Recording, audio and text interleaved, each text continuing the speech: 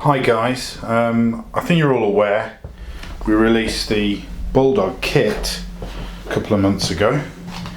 This is the one I built, but a lot of you were saying you really wanted a ready to run version.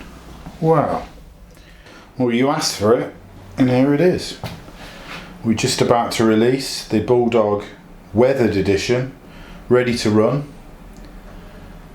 2.1 spec, and each car is completely unique as they've got unique weathering on them. They're not all the same, and it's something we're really quite proud of.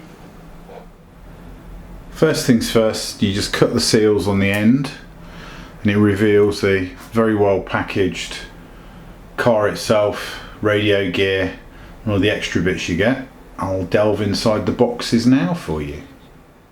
Inside the box is 5 very distinct things.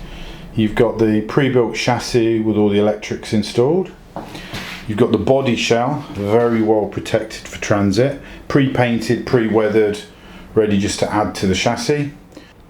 Also included in the box is the CTX 2000 transmitter. Has all the functionality and range of the CTX 8000, its larger sibling, but it also has the 1, 2, 3 mode on the throttle, meaning you can set it for less experienced users or younger children so they can drive the car at a slower speed and be more in control. Manual, sticker pack, and then in the other little package you've got batteries, battery holder, body clips, the body washers and a few other little bits and bobs you need.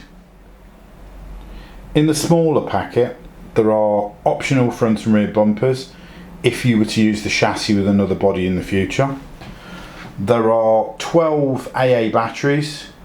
The green and silver looking ones are for actually initially running the car if you want to, using the battery holder provided, and the red ones are for the transmitter. I'll be using 2S LiPo straight away with this rig, so those 4 will go into something else. My kids will probably use them. You've also got the wing mirrors and all the fixings you need for putting those on. You've got body clips, you've also got body washers, and a few nuts and bolts and things if you were to put the optional bumpers on in the future. With the chassis out of the box, you can clearly see how well packaged it is for transit.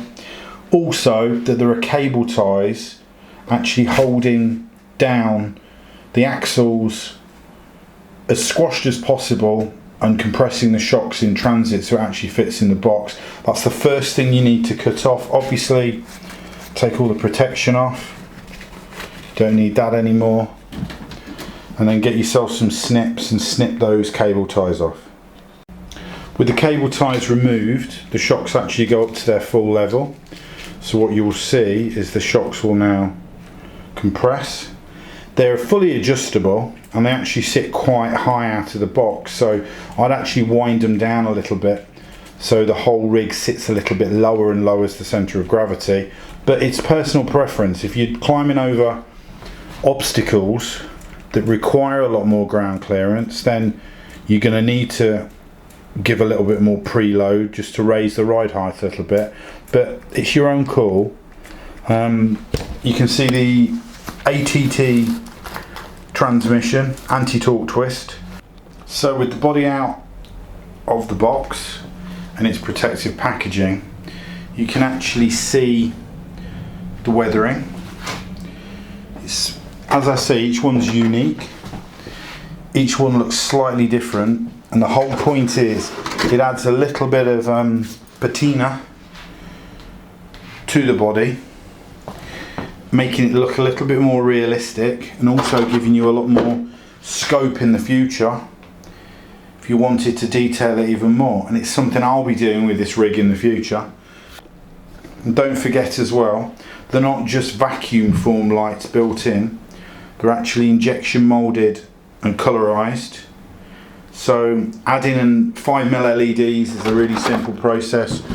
We sell a bespoke wiring loom, especially for this rig, that just slots straight in place, and you can hot glue gun them and darken the backs if you want to really do the job properly. and it will give you lights front and rear and make the rig look a little bit more realistic. Don't forget as well, the bonnet section is separate, so it will actually velcro on, and you can 3D print some engine detail, which will give you the STL files as a download link for free. The roof section and the cab will actually velcro off as well, so if you wanted to, you can add again free STL files to 3D print a full interior, steering wheel, gear sticks, four-wheel drive shift, everything's included, and add as much or as little detail as you feel like doing on this build. Also included in the box are all the little bits and pieces you need for fitting the body shell, and the wing mirrors, which are actually designed to push into place and then be bolted on from underneath with the included nylock nut. And what that does is allows them to be pivoted out of the way and out of harm's way in use. So if you're rock crawling or out on the trails and you don't want to damage or break them, then you just pivot them out the way, they stay in the body, and they survive to live another day.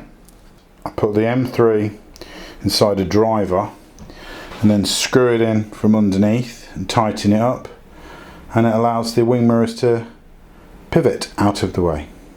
So I've now fitted the two wing mirrors. They've got the M3 nut on the back, and they can be rotated in for protection when you're out on the trails or rock crawling, and then put back into the normal position if you're displaying the car or you're just running on a mild trail where there's going to be no damage in use. So with the roof section velcroed off the main body, it can then be put onto the chassis. There's a clearance hole for the antenna and the waterproof receiver box at the back, and obviously the two body posts at the rear, and then underneath the bonnet section, which again is held on with velcro, there's two more body posts. What I would do is actually use the body washers and the body clips to hold it in place. It'll be far more secure that way.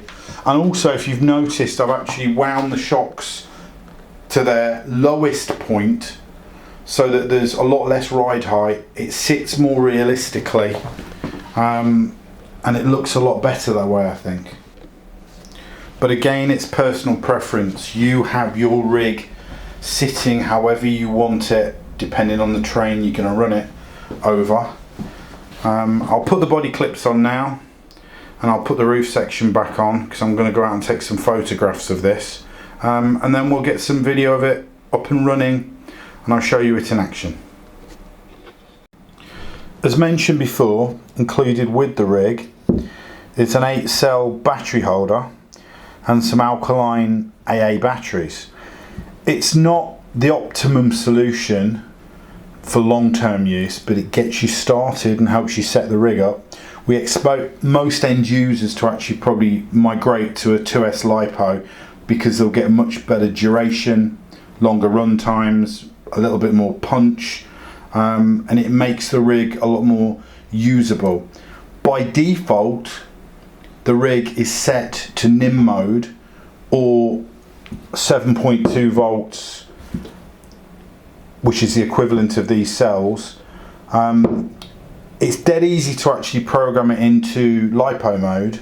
I'll do another video showing how to do that in the future, but to get you started, we include this solution as a starting point.